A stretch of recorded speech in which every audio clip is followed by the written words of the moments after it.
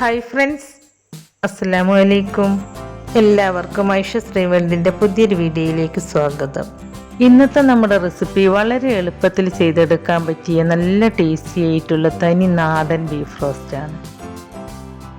ഇത് ചോറിൻ്റെ കൂടെയോ പൊറോട്ട, ചപ്പാത്തി, പത്തിരി, അപ്പം, ഗീ റൈസ്, ഫ്രൈഡ് റൈസ് എന്ന് വേണ്ട എന്തിൻ്റെ കൂടെയും സെർവ് ചെയ്യാനായിട്ട് പറ്റും. അപ്പോൾ നമുക്ക് ഈ ബീഫ് റോസ്റ്റ് എങ്ങനെയാണ് തയ്യാറാക്കുന്നത് എന്ന് നോക്കാം. ബീഫ് റോസ്റ്റ് ഉണ്ടാക്കാനായിട്ട് ഞാനിവിടെ 1 കിലോ ബീഫാണ് എടുത്തിട്ടുള്ളത്. ഇത് ഞാൻ കുറച്ച് നെയ്യും കുറച്ച് എല്ലുള്ള പീസുമായിട്ടാണ് എടുത്തിട്ടുള്ളത്. ഇനി ബോൺലെസ്സായ ബീഫാണ് എടുക്കുന്നതെങ്കിലും കുറച്ച് നെയ്യോട് കൂടി എടുക്കുക കേട്ടോ. അപ്പോഴാണ് ബീഫ് റോസ്റ്റിന് നല്ല ടേസ്റ്റ് ഉണ്ടാവുക. ഈ ബീഫ് ചെറിയ കഷ്ണങ്ങളായി കട്ട് ചെയ്തിട്ട് നന്നായിട്ട് കഴുകി വൃത്തിയാക്കിയതിന് ശേഷം വെള്ളമൊക്കെ വാർത്തെടുത്ത് വെച്ചിട്ടുണ്ട്. ഇതിലേക്ക് കുറച്ച് വെളുത്തുള്ളിയും 1 കഷ്ണം ഇഞ്ചിയും 1 പച്ചമുളകും ഞാനൊരു മിക്സിയുടെ ജാറിലിട്ട് ചതച്ചെടുക്കുന്നുണ്ട്.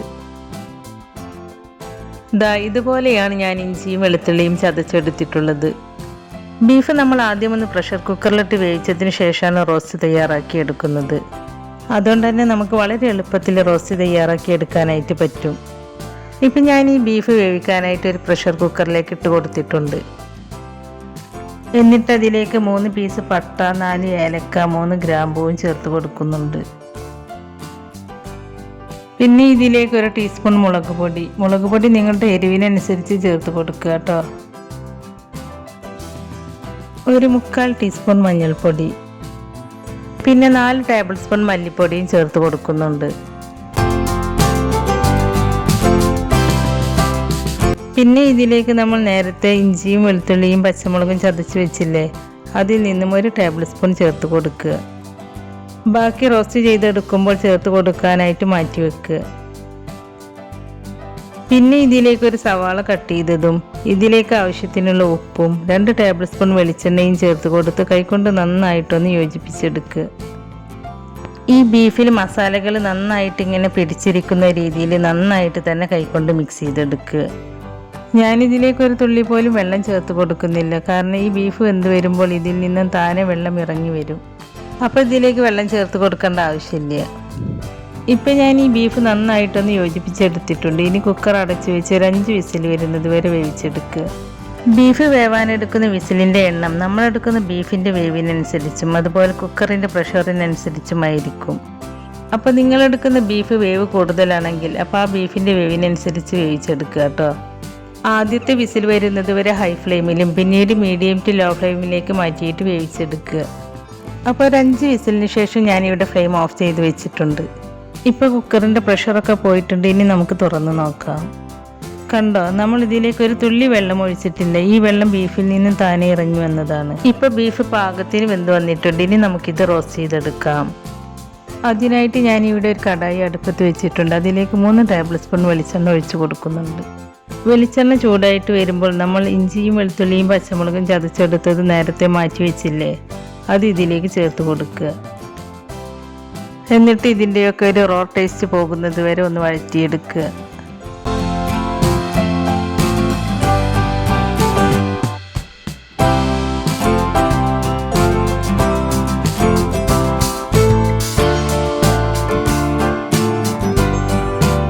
അതിനുശേഷം ഒരു മീഡിയം സൈസിലുള്ള 4 സവാള കട്ട് ചെയ്തത് ചേർത്ത് കൊടുക്കുന്നുണ്ട്.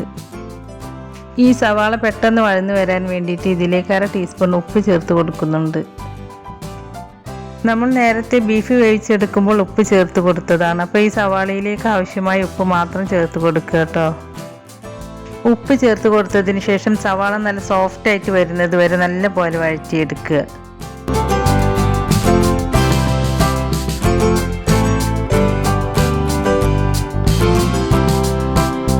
സവാള വഴന്നു വന്നതിന് ശേഷം ഇതിലേക്ക് 2 മീഡിയം സൈസിലുള്ള തക്കാളി ചെറുതായി കട്ട് ചെയ്തത് ചേർത്ത് കൊടുക്കുക.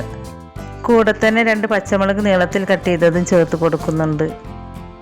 തക്കാളി ചേർത്ത് കൊടുത്തതിന് ശേഷം ഇതെല്ലാം ഒന്ന് നന്നായിട്ടൊന്ന് മിക്സ് ചെയ്തെടുക്കുക.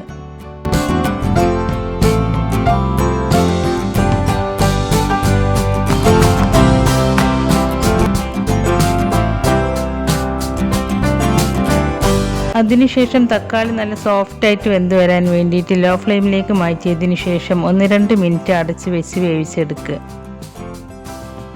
ഇപ്പോൾ തക്കാളി നല്ല സോഫ്റ്റായിട്ട് വെന്ത് കിട്ടിയിട്ടുണ്ട്.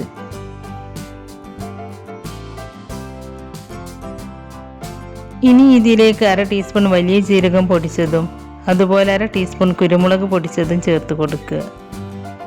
എന്നിട്ട് ഇതെല്ലാം നന്നായിട്ടൊന്ന് മിക്സ് ചെയ്തെടുക്കുക. അതിനുശേഷം വേവിച്ച് വെച്ച് ബീഫ് വെള്ളമൊന്നുമില്ലാത്ത കഷ്ണങ്ങൾ മാത്രം ഈ മസാലയിലേക്ക് ചേർത്ത് കൊടുക്കുക.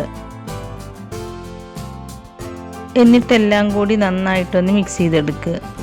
ഈ ബീഫും മസാലയും നന്നായിട്ടൊന്ന് യോജിച്ച് വരാനായിട്ട് 2-3 മിനിറ്റ് നേരം നന്നായിട്ടൊന്ന് മിക്സ് ചെയ്തെടുക്കണം. അപ്പോഴാണ് ഈ ബീഫ് റോസ്റ്റിന് നല്ല ടേസ്റ്റ് ഉണ്ടാവുക. ഇനി ഇതിലേക്ക് 1/2 ടീസ്പൂൺ ഗരം മസാല പൗഡറും പിന്നെ കുറച്ച് കറിവേപ്പിലയും ചേർത്ത് കൊടുത്ത് വീണ്ടും നന്നായിട്ടൊന്ന് മിക്സ് ചെയ്തെടുക്കുക.